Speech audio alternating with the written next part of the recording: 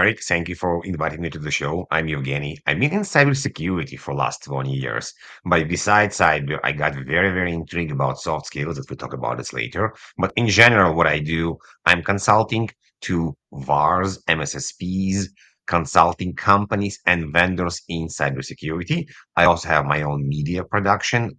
In a way, I have two podcasts and a conference as well, and I'm doing quite a lot of panel moderation.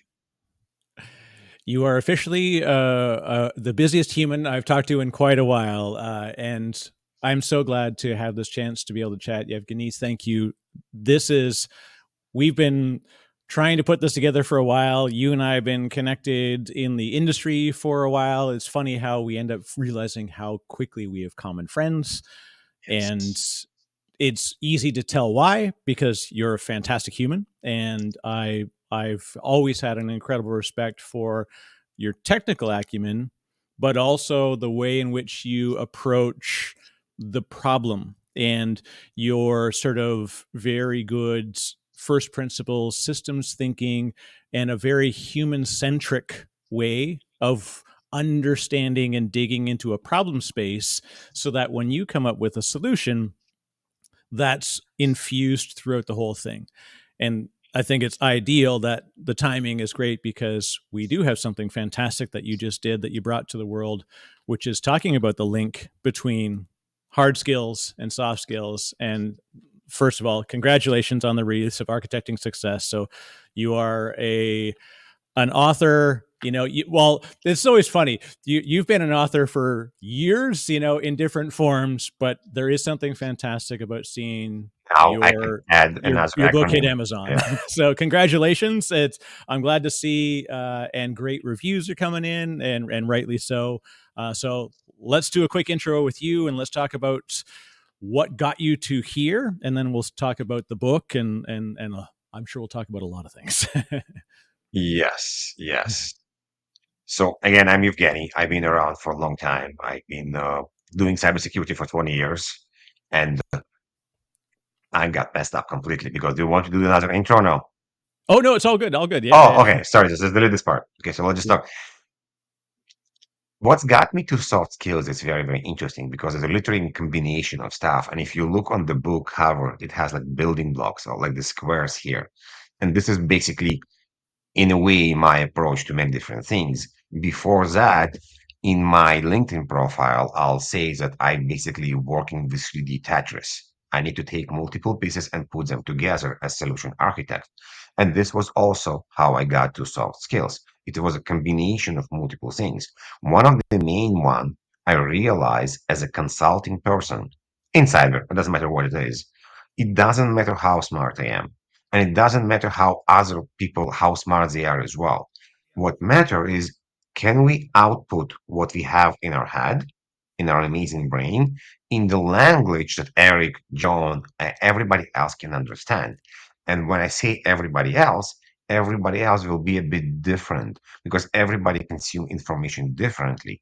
So I learned to use the connection between the people to explain my ideas in a different language, to explain my ideas in the way the other person would understand. This include language, this include metaphors, this include examples, and many, many different things.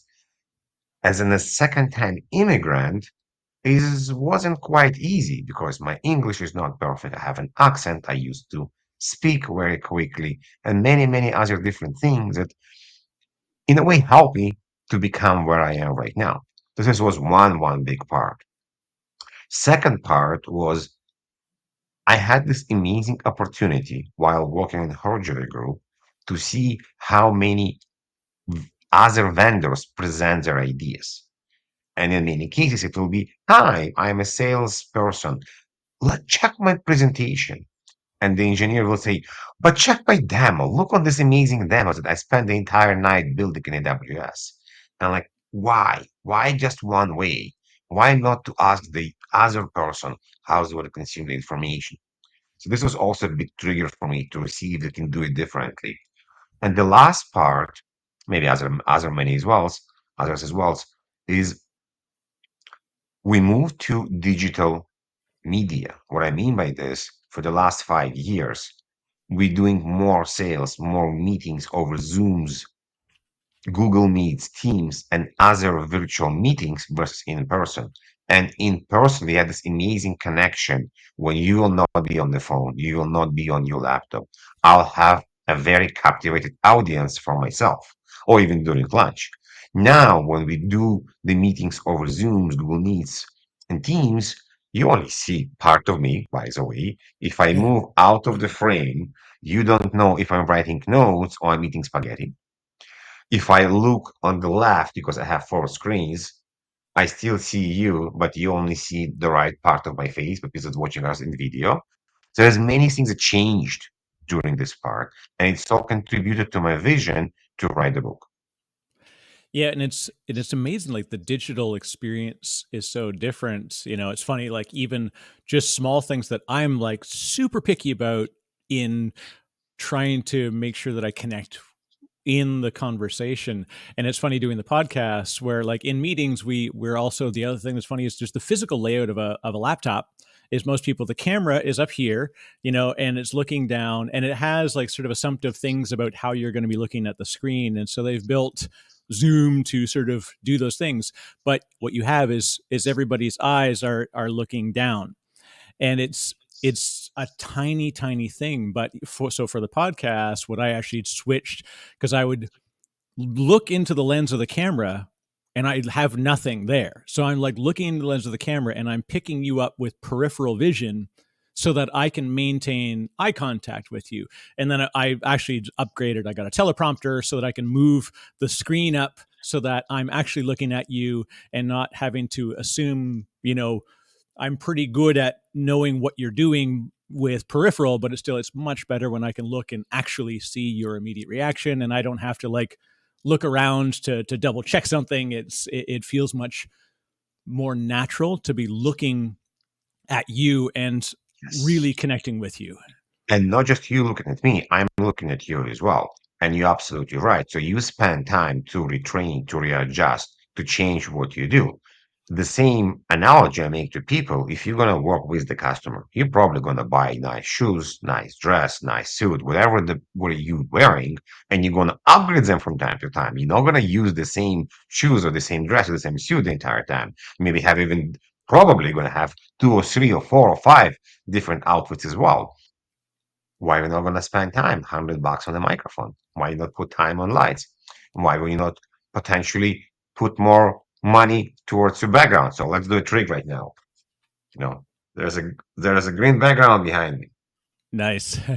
So if I doing a different type of meeting, I'm going to have a virtual background, but because I have green screen, because I have two lights, it's actually look very decent, and I can do whatever I want. So there's not going to be a halo behind me if I'm using Zoom or Teams. Google Meet's a bit different there, but there's a way for you to look nicer, to look pleasant, that the other people will be much more happier to connect with you. Now, an interesting part, if you look on studies and our attention span, the studies, not Evgeny, the study shows that we have minutes, even less than a minute, to make an impression on the other side that they will care about our content. This could be, I'm trying to sell you a new device. I'm trying to sell you a new AI, blah, blah, whatever it is. I'm just trying to get your attention because I want to create a new project in the company. I'm trying to get your attention because I want a raise. I'm trying to get your attention because I want vacation, because I want to go back to India for 3 weeks.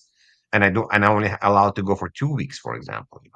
There's so many different things, and I got a bit of pushback, like, "Oh, this book is about sales. We don't care about that. We don't like sales." I'm like, Wait a second, but when you ask your spouse or your girlfriend or your boyfriend which movie you want to see in the evening, are you selling? I think you're selling. Are you trying to understand who will make the dishes? Are you selling? I think you're selling.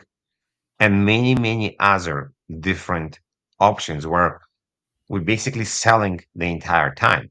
Which microphone to use? Which teleprompter to use? I actually using a teleprompter right now as well. So there is many different ideas why it's applicable.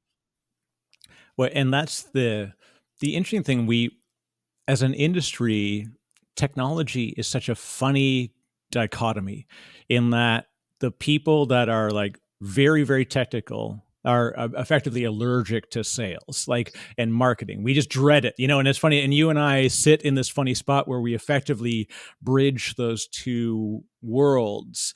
And it's a very challenging thing to do. And I didn't realize how, individual and it's not necessarily unique, but there's not as many people that are doing it because it's to be deeply technical. It's a very specific skill. And often that means that there are other skills that you don't necessarily need to deal with or acquire. And so, very, very deeply technical people who we've got to sell software and products to are really just disinterested in having a sales conversation. But there is So, magic. There is yeah. magic. And what my magic I'm saying is all these technical people have some kind of hobbies. So let's think about that.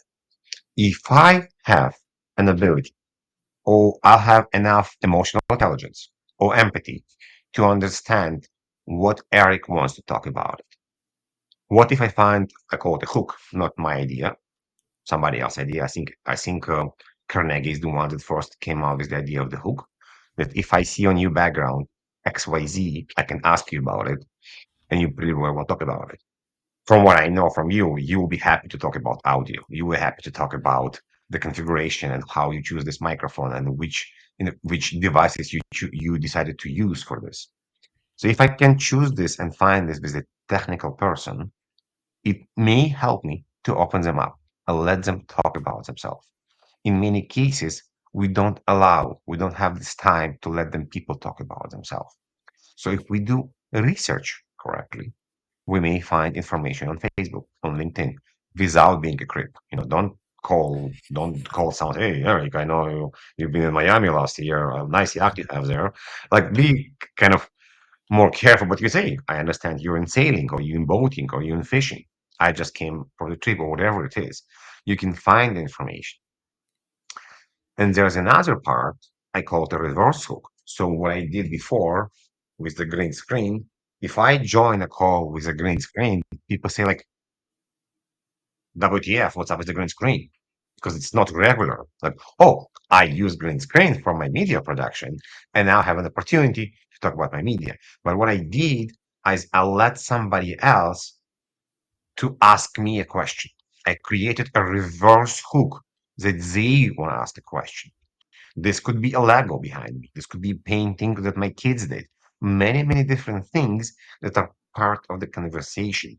And you're absolutely right. The very deep technical people, not very easy ones to just jump on a call and talk to you about it. They could be grumpy.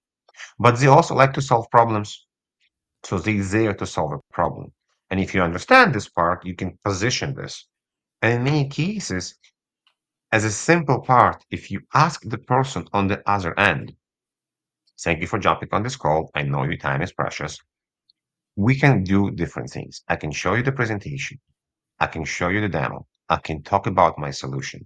Is there a better way for you to consume the information? You have no idea how they do it. In many cases, the person will tell you, oh, thank you for asking. Can you please do XYZ? Or they're going to just jump to some kind of technical question. Like, this is great. During this time, we will also would like just to explain a bit more about the company as well. So let's do it a bit later on. And it's interesting because people are different. People are visual. People are audio. People are kinesthetic. So it's related to how they consume information. Depend on which guide you read. People say when you present, you don't want anyone to interrupt you. I don't care. Interrupt as many times as you want. Like That's right. my mind is like that, but it doesn't mean it's you gonna be like that. And I was actually very impressed when I will tell the vendor, would it be okay if I interrupt you during the speech? And some of us say yes, or some will say, Evgeny, I'm not going to be talking for a long time. I need 7 minutes to present. And after that, I'll answer any question you want because there's a chance I will going to answering your question during my presentation as well. And I think it shows maturity. It shows I know what I'm doing. I'm not going to be talking for 40 minutes and you're gonna be like, what is this? And you're gonna be looking on the other screen and say, "Oh my God, this is such an amazing presentation! Wow, this is so cool! This is a nice graph you have there. Is this like a report? Wow!" But you're not there. You're not paying attention. You're just saying stuff that people will get attention. So this is part of communication. And when I present about soft skills, I kind of decided to joke around because I'll go to ChatGPT and I'll ask ChatGPT, "How you doing? How you doing? How you doing? How you doing?" And the answer going to be the same pretty much. But if I ask Eric, how you doing? How you doing? How you doing? You're going to punch me in the face in the fifth time. You're like, "What's wrong with you, Evgeny? Why are you doing that?" And this is, in my view, it's an example, like, amazing example of humans are very dynamic. You cannot really assume that the second question, the third question, if it's the same question, going to have the same response. If I'm talking to you on the phone and we have an amazing conversation, but you just stepped in a puddle and you have a wet new shoe, you don't care about the conversation anymore. Your mood changed. Machine will not know this part. You may Yeah. catch up that the voice change. You're like, "Hey, again, what's happened? Is that something happened? Oh yeah, I did it like XYZ." And if you can show the empathy part, if you can show the understanding, this will move you to the next level. I'm going to ask you a question, if I may. Okay, and we'll see how Yeah. it goes. And for people that are listening, if you can get back to us, it will be amazing. Did you, and people that listening to us as well, ever had a training about how to overcome or work with your fear? Interesting. Yeah, yeah. I have, let's say, I did project management training, which is I fear greatly, but that's an ADHD organization thing. But being able to, there is an interesting thing of going through the process of learning a skill that I'm do not believe that I have. So I don't think many people have a training how to overcome fear or work with the fear. From Right. my knowledge, people that work on stage, so stage fear, basically they have some kind of training. Is explain what to do. Is a show about breathing. If you're a professional fighter, maybe when you go to a ring, and in the army, majority of us, we don't really have this training. Why I'm bringing this and how it's soft skills related. I told Eric, tomorrow we have a presentation. It's very important for us. If you not make this presentation, we're not able to keep the company alive. So make sure you nail everything and you sell this customer. Doesn't matter how mature you are, doesn't matter how well you know, you're going to a shock. You're going to be basically under a lot of pressure. But it doesn't have to be this. This could be many other different things. You now need to present to a team. You need to finish XYZ. But we don't teach what to do under pressure. Just tell you what Right. need to be done. Make the 6 calls, make this 12 calls, make sure the customers answer you, blah, blah, blah. Many other different things. And if you think about that, I think fear is good. If you see a kitty cat on the street, it's fine. If you see a lion on the street and you're not afraid, something wrong with you. You should be afraid. We have a mechanism that basically keep us safe with fear. Don't ride down this hill on a bike. Check the hill. Check, make sure it's a okay hill to ride. Don't jump over this fence. You don't know what's there. Don't jump into the water. Understand how deep it is first. So there is element of fear that keeps us alive. But also, and this is actually I learned from somebody. I was on somebody else's show. Fear and excitement almost the same. Fear is we're afraid about the outcome. Excitement, we're excited about the outcome. But it's pretty much the same.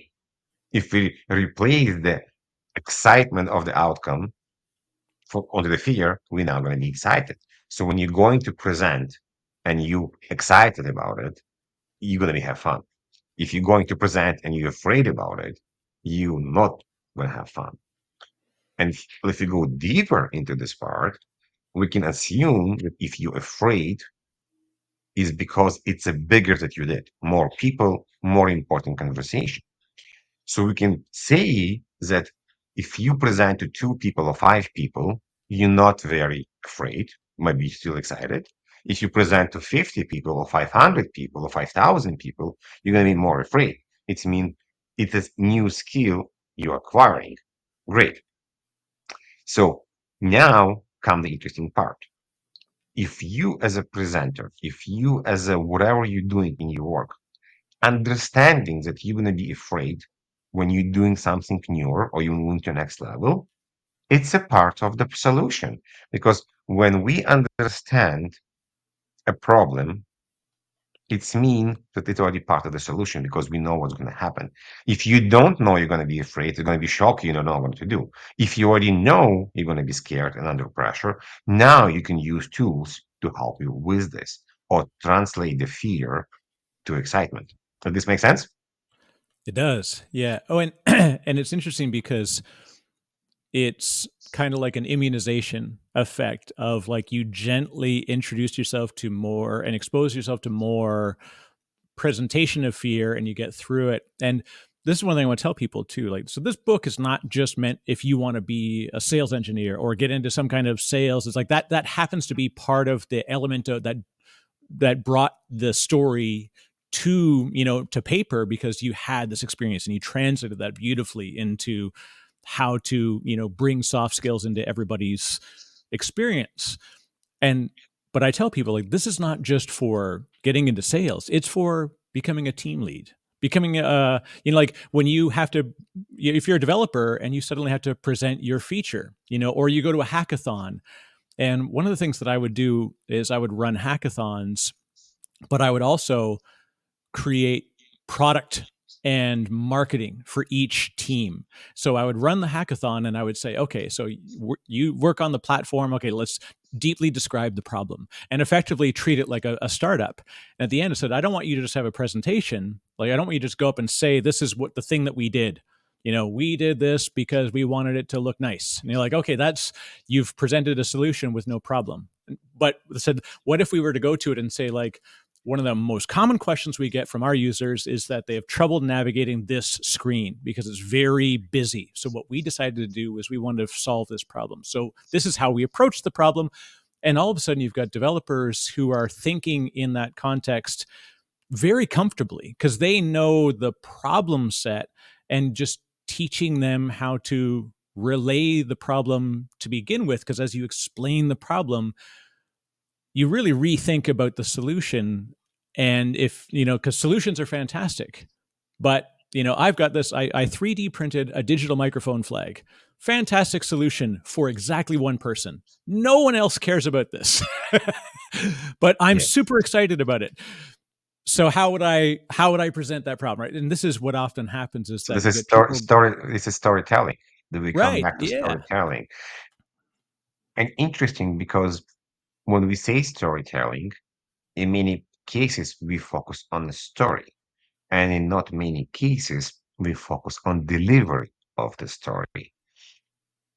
So we'll get back to fear for a second and come back here. There is this psychology science called NLP, neuro-linguistic programming. And in NLP, it's actually from where audio, kinesthetic, and visual coming from me, like the understanding how people learn. They also say claim that a person can only have X amount of focus point, five, six, four. What I mean by focus point, you can like driving the car. You can steer the car, you can shift the gears if you need to shift the gears. You can change the radio station, you can talk on the phone, you can watch your surrounding. You can maybe walk on the street, be on the phone, move your legs, and many many other different things. But the idea is that we can do certain things at the same time, not multitasking, and it's okay. You can wash the dishes, listen to something, and make sure what's happening. So if you're afraid, then what's happening when you're afraid, part of your focus point going on being afraid. And it means you cannot pay attention to your surrounding. You cannot pay attention or pay less attention to your content, to your voice, and how you deliver things. So if you translate this to more excitement and forget about being afraid, you're going to have more focus point to do other stuff. And the interesting things I learned for myself is I can almost dial in the excitement. Like I know I don't have the perfect English. I know I have issues with the accent sometimes, or I speak very quickly. But if I dial in the excitement and I will present, and I seriously care about my presentation. It's not like I'm faking this. I'm really passionate about what I'm talking to, but I can still do it in a different level.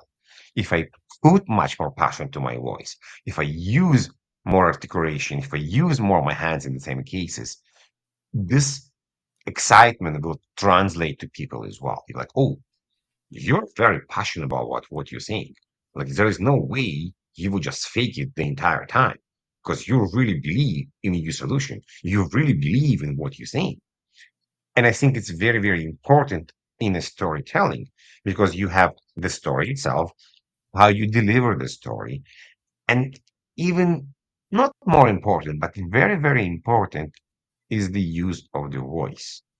I did Toastmasters about 8 years ago. Before Toastmasters, sometimes you understand something and that's it. There is no way you don't see it anymore. This was the eye opening to filler words. Yeah. Definitely, I had many, many filler words. But guess what? It's not like I can turn the switch off and say, Evgeny, please don't use filler words anymore. This is very bad for you and you should do something differently. Just breathe more. Like, how? But in Toastmasters, it explained to me, it's not like you're removing filler words. You're augmenting them to pauses. So instead of saying, hi, hello, Evgeny, today we'll talk, about this amazing feature. Like what, where, how? It's not sound really nice. I can stop, wait, I learned from myself that I think people afraid to do pauses because they think somebody gonna start talking instead of them. Or they think if they're gonna produce sound the entire time, they will sound smarter. So if you ask me a question, I'll say, yeah, me, and I'm thinking, instead of saying, oh, this is a good question. Let me think about this for a second. Oh, can you explain this differently? So I'm saying the same. I'm buying more time to answer the question while I'm thinking about that. And honestly, even if you pause for 2, 3 seconds, nothing will happen. People will understand you thinking. You are not a robot. People understand this. It's part of communication. But if you're coming back to being impatient and people being distracted over the Zoom, Google, team calls, if you n- will not spend time to speak more clearly, to speak more nicely, people will tune out. Sorry, people will tune out. Yeah. And here's the best part. We have these amazing devices where you can record yourself, put them in magical AI tools that will tell you exactly which filler words you are using, what you can do, when you can slow down. We even have these tools for sales when they tell you when you speak too much or whatever it is. So now you can almost programmatically analyze your voice, have a Right. watchdog for the technical people, for the audience. You're going to monitor how you speak and what do you do. And now let's connect it back to fear. What I also learned, and I'm wondering what you will tell because you interviewed many, many people, I realized, and also for myself, when somebody on a show are more afraid, more hesitant, more under pressure, they have more filler words. What I learned from myself, when somebody asks me a topic or a question, when I not fully sure on the answer, I also use more filler words as well because I need the thinking process more. I don't know. Did you find this as well on your show? Definitely, there's two angles of it. They're either, I think fear is interesting because they're afraid of silence. And this is a very human condition. And as a presenter, and especially as an SE, you find this like, and as a host, the hardest thing to resist is filling dead air because you have this, like I used to listen to talk radio, and that's kind of how I ended up really getting to enjoy this, is that I could learn how people would like draw somebody towards a conversation when they're not necessarily comfortable. They may be afraid of it. And then the other side is where they're they overspeak, right? Like you said, they will meander their way towards a partial answer because they're just trying to find the answer in their head. And I've learned it's very easy to spot. There are certain things like people repeat the question. Yeah, that's the most common thing because, especially you look at stage comics, and that's why I loved live comedy. Is that they have a beautiful way of somebody throws a question at them and then they say, like, how do you do with this? And like, oh, how do you do with this? That's, yeah, I see what you're saying. Like they're doing that because they're searching in their mind for a way to answer it. And it gives them a little bit of space. And then they feel like if they suddenly stopped, at least they contributed. So there's this weird sort of reciprocal thing where we think, you talk, I talk, you talk, I talk. And that's how you think that the mechanics of conversation go. And so when someone's presented with something and they don't know the answer, they're gonna be like, well, yeah, I mean, I find that, and like they will, like, sort of like I said, they'll wander towards what they believe could be an answer because they don't want to be called out for not having tried. So let's now connect this to teamwork. In majority of the sales teams, we have a salesperson and we have an engineer. But again, it doesn't have to be only there. It could be you're part of team of developers and you're several people, and your manager asks you a question, okay, for the developers, or a customer asks you a question as part of the sales team. So I ask Eric how this particular API works, for example, okay? You're like, I have no freaking idea how it's working right now. I don't remember how it's working right now because it's not part of something I did. So two things that happen, and we used to do it in the physical meetings because majority of workshops or consulting we did, it was in a way two people, depending on the work.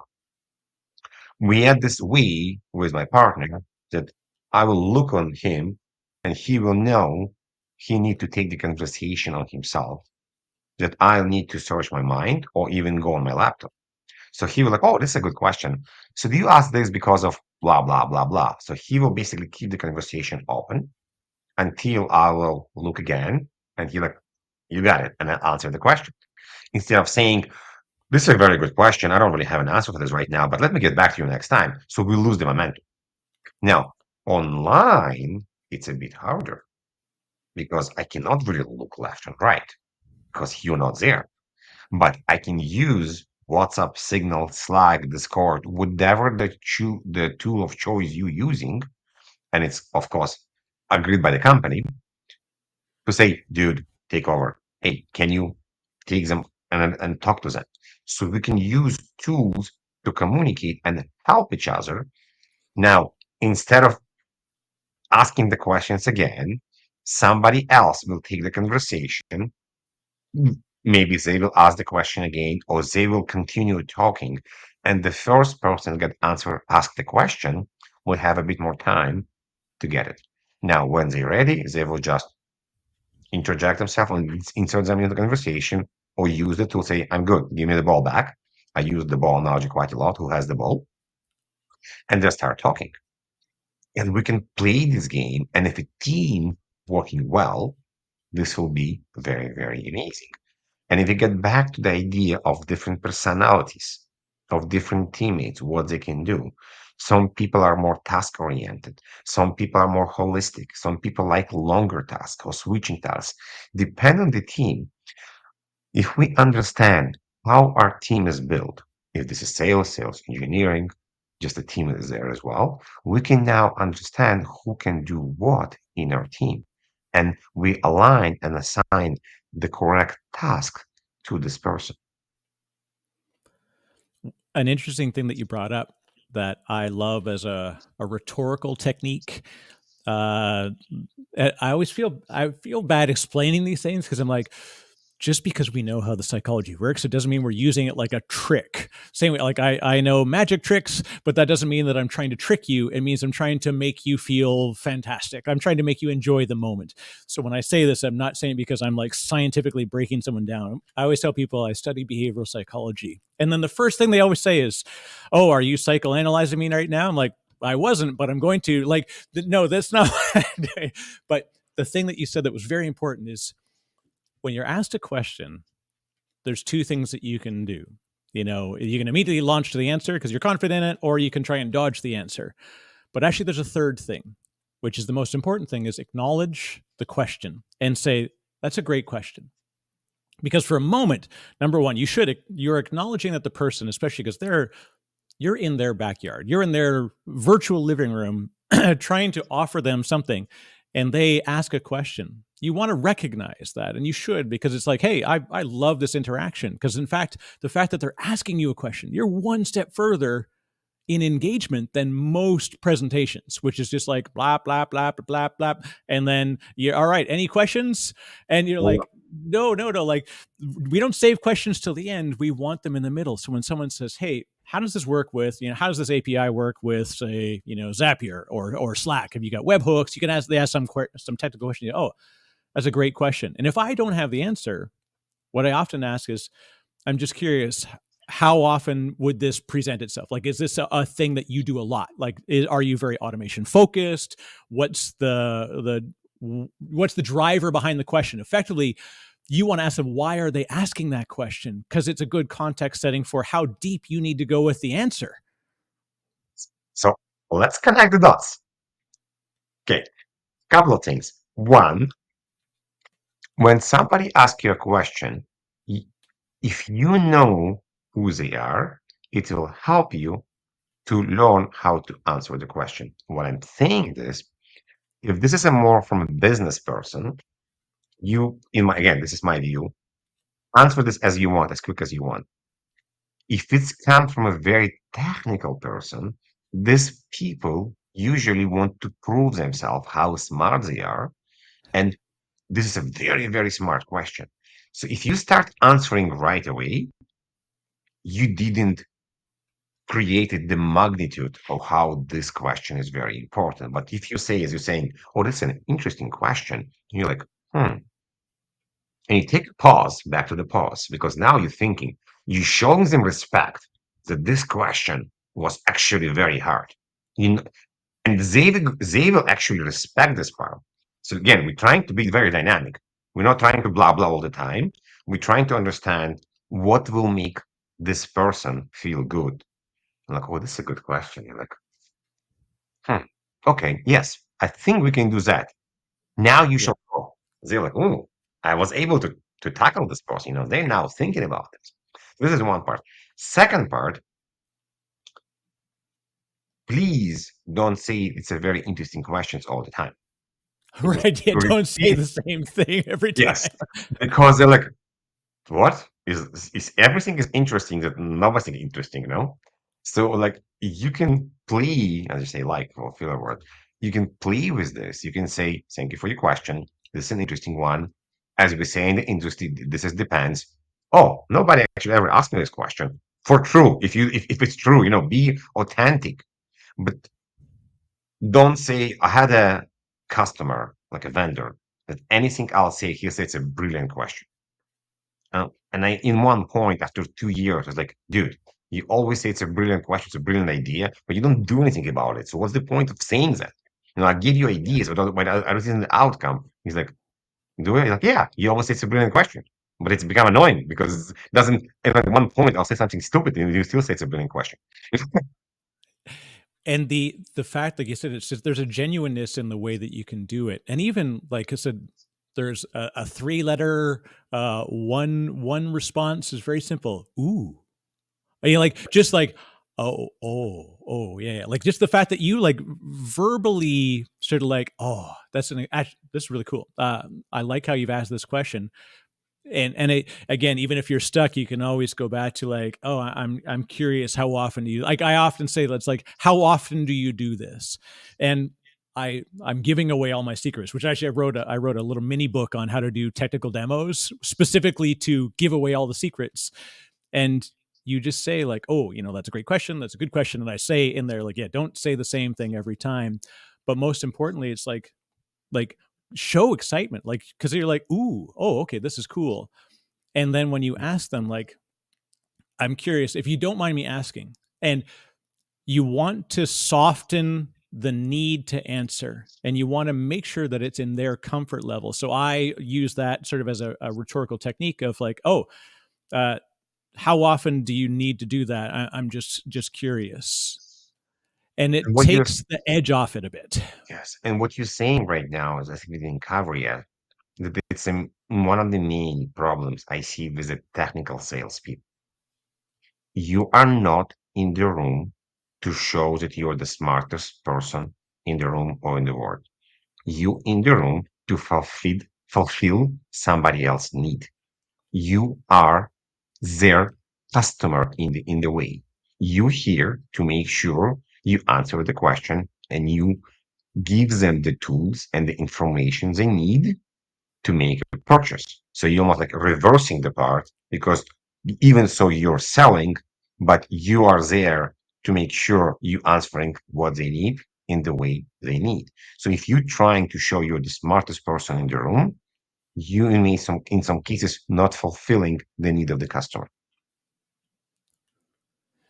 Yeah, and it's we often forget, and I mean I've watched a lot of sales. I mean and so I always joke and say like I'm not in sales, you know. And I used to do that as a technologist. I was an evangelist for for a company called Turbonomic for years, like 8 years. I worked for IBM, and and even what I experienced in actually being very close to sales was for me dealing with technologists. It was a disarming technique in a way of like, hey, just I mean, I'm just here. I'm the evangelist for the company. I'm not in sales. I said, I said I would tell people, I'm like, look, my paycheck is the same whether this demo goes well or not. But what matters to me is that your experience is good. Like I would love to hear how you're using your tools, whatever. Like it was a way of saying like, hey, just so you know, we're just two nerds talking. And that was again a sort of a disarming technique to be like, hey, if I'm going to ask you a question, this because I'm like genuinely curious about it. It may be technical discovery, maybe it works in a dual role, but being able to acknowledge that I actually want to know how they do things, and to your earlier point was like show that you understand the problem. Like if you can show someone that you've fallen in love with the problem, then they will happily be with you to learn how you created the solution. But if you immediately just jump to like we've got the industry leading game changing whatever, you're like, okay, but like do you understand the problem that I experience or how often I experience or the real impact of that thing? And that again, as you do these interactions and you ask people questions that they may be technical discovery questions or business discovery questions, but there is a genuineness in understanding that you're trying to understand the problem, not just immediately launch to the, oh, I love the question. Let's just get through the next 4 slides and then it'll be explained. And you're like, I would tell people on calls, I'm like, please don't. If they ask you a question, say that's a great question. I'm curious. What's the reason? What's the reason you chose to ask this question? Effectively, is what you want to ask them. So, like, how often does this occur? Is this a daily thing for you? Does it really bother you? Is it an expensive problem? The fact that they've opened up and they're asking you something, we should genuinely be reciprocal in caring about the fact that they asked the question versus just like by rote, okay, we're at slide 4. Okay, let's move on to the next slide. Let me just finish the presentation because it's way better than the question you asked, is what you're Oh, saying. of course, yeah, of course. Like, where's the dynamic part here, Because the marketing team told you they need to finish the presentation. It's got a great animation. And I've had ones where I'll say like the context setting question at the front that I learned that I've actually quite enjoyed is like, I want to start this off on the right foot. So, what would you define as success for this call today? Like, I want to make sure that this is your call, not my call. This is your demo, not my demo, right? So, I want to make sure you get what you need out of this. What are the goals that you've got for this discussion and learning about the tool? And then from there, we can sort of, we'll adjust the presentation or the demo accordingly. Let me tell you the truth. It's always the same demo. It's always the same presentation, But the fact that you infused their opinion towards the front tells you, like, the reason why we've honed this presentation very well is because it's been practiced. So it's probably going to hit the mark. But if you at least open up with, like, what do you want to learn out of this call? And because they may say, like, I don't know, somebody went to a show and then I got signed up for this thing and I got an email. I figured, why not? Okay, well, that's a very important context setting versus you getting there like, all right, just start rapping, which is unfortunately what a lot of people in pre-sales do, is that they just like, okay, I've got my script. I've got to get to the second part of the script so I can start the demo. And it's like, no, we actually want to engage, find out what they care about. It's, this is why, that what is their why. So yeah, your focus point going towards the demo and the delivery of the demo versus what is the cues where the customer rolls the eyes or saying like, but can you switch somewhere else? Yeah. This is a very important part as well. The the one thing that is very difficult to do at the beginning of anything is to become practiced without being by rote, as they say. Like, it's especially when you've got like SDRs and you know the dialing for dollars kids, as we call them in sales, right? Like they make 100 phone calls a day. They're trying to set meetings, and they have to be very very scripted and very very specific. So that role is very much like, hey, so you recently had a show, we scanned your badge, you know, just curious, what would you like to do? Do you want to take a demo? And that's a lot more scripted because they've got 5 minutes. They've actually got about 38 seconds to hook somebody, and they've got to get the meeting. But now that you're in this opportunity and you've got time with somebody, they've already gotten through a lot of hurdles. And so the last thing you want to do is revisit those very mundane hurdles of, like, you know, it's just like, don't pick basic questions. Like, and also here's the other classic. Sorry, I'm going all over the place because this is like, I'm getting PTSD from many bad sales calls. I would tell people, don't ask a question like, does this make sense?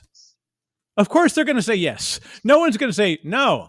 Like, they want to yes their way to the end of this demo as fast as possible. They just want to mush through it. Because if you're asking How questions like, you know, instead say, okay, I just showed you something. How does this relate to what you do every day? Like, how often would you bump into this process? so you basically now referring to open questions and closed questions, and you have Right. provided a very, very good example on how to do it correctly because you don't want it to say yes and no. Because if they say no, as you're saying, you will try to explain how it's very important, but you change this to actually let them talk because they cannot not talk right now. And it's similar to, hey, do you like blue color or red color, or which color do you like? Whatever it is, the color you like, versus can you describe your favorite color and why? Yeah. And the thing that every human has, especially, is the cracking of the seal of the first time they speak in a way that they are actually actively participating versus yes, no, nod, nod, right? Like, because nodding and yes or no answers are, they're they're gate checks. They're not necessarily meaningful in the overall, but it's a way to, like, hey, are you still paying attention? It's a basically a speed check, you know, as I do in snowboarding. Like, just like, okay, we're good, we're good. Or, okay, we're good, we're good. Like, you do little things like just to make sure that you're cool. But But that in you itself, that mentioned moment, something magical right now. I'm going to interrupt. You yeah, mentioned snowboarding. Okay, so let's move to talk about snowboarding. One of the important lessons I learned when I was doing a snowboarding course, Instructor One, is the idea to talk to everyone on their own level. And I didn't realize when the instructor mentioned this, but what he actually explained is we're not talking about how smart you are. And I mentioned in the beginning that it's very important to talk business, simple language, or use the correct metaphors for people. He basically gave an example that if a 5-year-old come for a lesson, you not say, hi, how you doing? You're actually kneeling down on your knee and you're going physically on their level and then introduce yourself. Then you're talking to them. And I think for me, it was an amazing metaphor how you connect to people. You understand the level, you understand where and what they do, and then you introduce yourself and then you talk to them. In this case, in their own language. And it's such a powerful thing because I'll say one of the biggest lies, other than I agree, I've read and accept the terms and conditions that we do, is that when somebody says, my goal here is to be the trusted advisor. Every single vendor says we are trusted advisors. They're like, no, no, you're not. Nobody is, but you would like to be. And so when you're in that conversation, you don't tell somebody you're going to be their trusted advisor. That's like saying I'm very empathetic and then now I'm going to ramble for 45 minutes. Like, no. At the end of it, somebody should say, oh, we find that you're very empathetic. I can't tell you that I'm about to be empathetic. I can't tell you that I'm about to be genuine. It's a feeling that's found in retrospect, not in You advance. own the badge, the get badge in advance. Yeah. And it's really, really tough for us to do this. That again, it's the connection has to be genuine, and there's tiny ways to do it, and everybody has the capability to do it, but we just have to teach them sort of the techniques. And as you said, like So how? yeah, this is the fun How part. you How do learn? we How's the actually teach part? them? Yes. People are like, you don't really improvise and try new things during my job. It's very important. It's like, okay, fine. Can you do it outside of your job? Can you just practice connecting to people and being empathetic to people where you're not at work? Can you, for example, when you buy groceries, talk to the lady or the gentleman, standing in the cashier, standing, it's a hard job, and try to make a connection? Can you make them smile? Can you make them laugh? Whatever it is, you know, Yeah. two things will happen. One, you made somebody day a bit better. Kudos to you. Two, you just practice connecting to people that you have no idea who they are. The other one that's an interesting problem that I find, especially because we're dealing with very technical people, social interaction is not the type of social interaction that a salesperson has versus the type of social interaction that a intermediate or even a senior, technologist would have is very different. Like you and I can nerd out, and I say that as a happy thing, like it's fun. Like we can dive into the thing. We always say like, oh, this isn't about the speeds and feeds, and then you spend 45 minutes talking about speeds and feeds. We can raise it up to the business conversation and the ultimate business objective, but in the end it's like we want to create a human objective. And when you can connect to them on this level, and like you said, even in the grocery lineup, it's like even as much as putting the stick down, you said, hey, tell you what, let me put that here. I'm like, hey, there you go.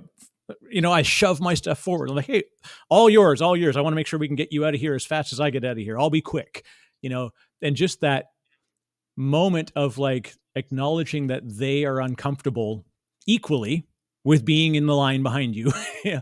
And when you're in these conversations where you're very comfortable speaking to people who may not be very comfortable speaking, we need to, as you say, get on their level, recognize and acknowledge their comfort level, and then meet them in the same, like it's like a pH balance of a conversation, is that I may be highly acidic and you're very base.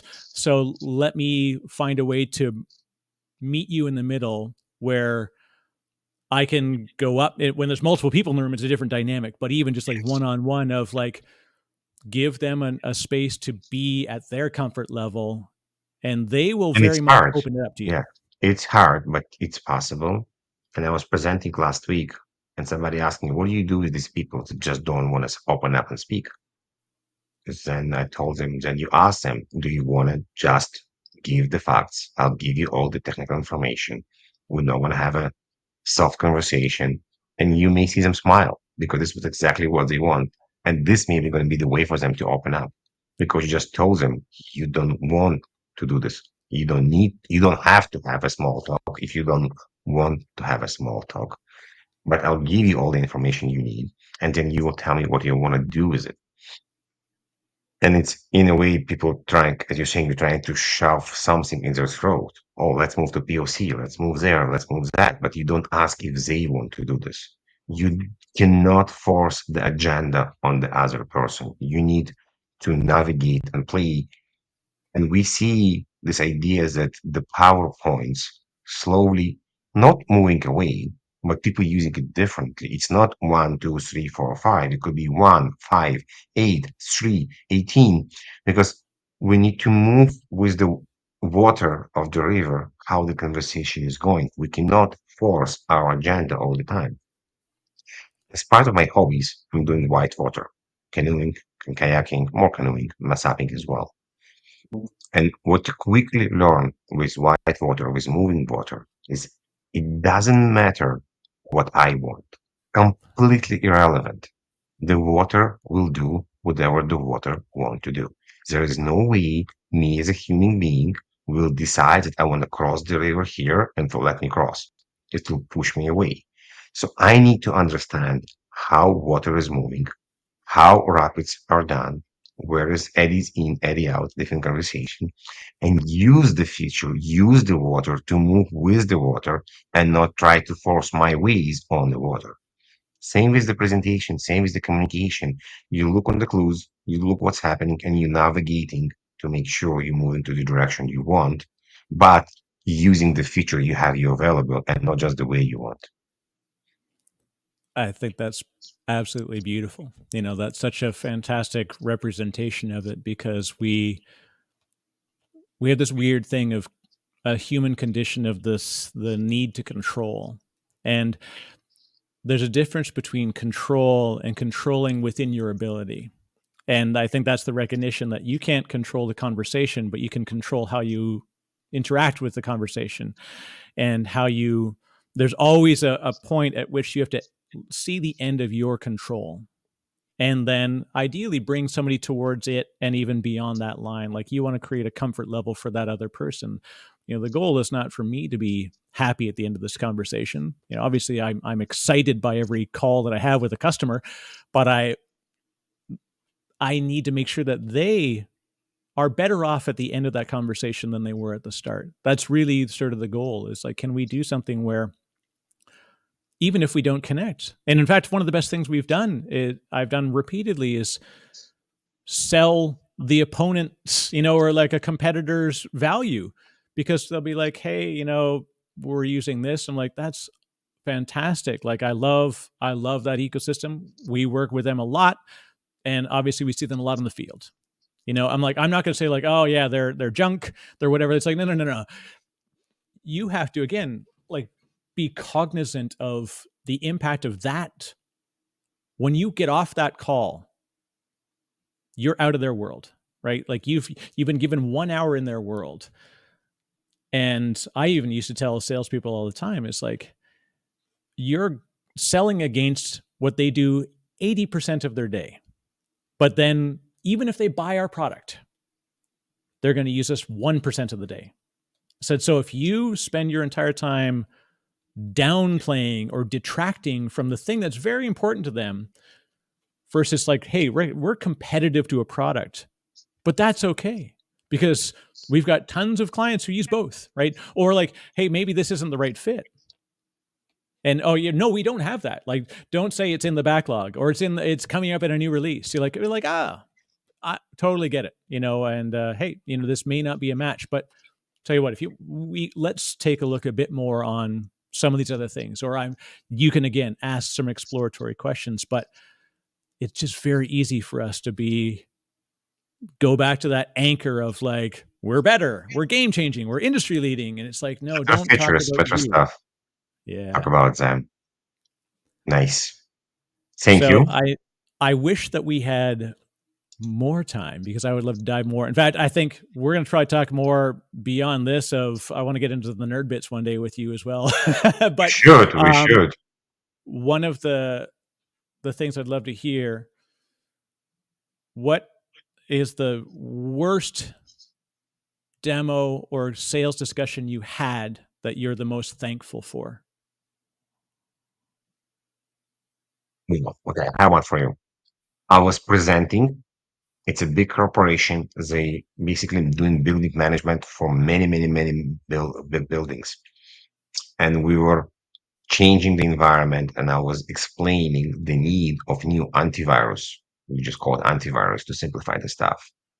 And the guy told me, Evgeny, and he was the basically the CIO for the company. He's like, explain me in business terms. Why do I need an antivirus? And I'm like, uh, because it's like malware. He's like, no, no, go back, do homework, and come back to me. And I want an explanation, not about cybersecurity, not about hygiene. Give me a business explanation. Why do I need to spend the money to buy the antivirus? This was eye-opening for me. I realized that what I'm doing, it's geeky. And what he needed to know, it's not geeky. He understood. He knew he needs to buy it. But he basically wanted to challenge me that I need to do better. And he believed in me that I can do better.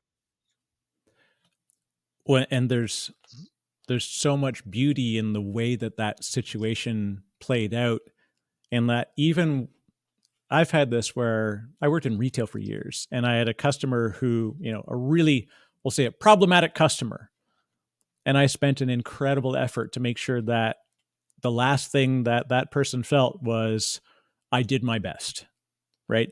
And what was interesting was then that person came back a week later. And it was an interesting thing because I thought, even when someone is adversarial or blocking or like resistive in these discussions, especially because like you're selling them something, they know the relationship, they understand that they are a prospect. Like even just the words that we use are disturbing. That's why I never say the word. Like I tell people, don't say I was talking to a prospect the other day. Say I was talking to somebody else in our tech community recently. And it's a very different way to do it because I want to frame the discussion as like we're having a conversation. I'm learning from you about how I could potentially help you. That's the framing that I want to give to it. And it's like when somebody comes to you and they're like, I don't believe you. The fact that they took the moment to give you that adversarial push is a gift. We should talk next time about vulnerability and what does it mean, because I think it's very important. Unfortunately, I need to run right now. Very, very That's it. sorry. I know we've got a lot of stuff going on. So, Evgeny, let's talk about the book. So, I'll have links in the show notes. Of course, it is Architecting Success. As one should know that you are doing well in the idea of how do we best connect to people as a technologist without losing either side of yourself. You do such a fantastic way of being fantastic in the idea of like what sales is, but also what matters to the technologist in the conversation. So what's the best way for us to find the book and to get connected with you? You've got podcasts, got to do this. There's so much more we could LinkedIn. do this all day. So LinkedIn is the easiest one. Evgeny Kharam, Evgeniy, hi, Kharam, M like Mary. The book is available on Amazon. Put my name, only Evgeny Kharam there on Amazon. Thanks God. And everything about the book is softskillstag.ca or softskillstag.com. Both of the domains will go to the book and everything about the book. Awesome. Thank you very much. Really enjoyed today. Thank you. Yeah, this is great. And this is why you've got such an original name. It's so much easier. That's why I had to come up with DiscoPosse because there's way too many Eric Wrights in the world. So, Thank you, Eric. Evgeny, thank you very much. We'll chat again soon.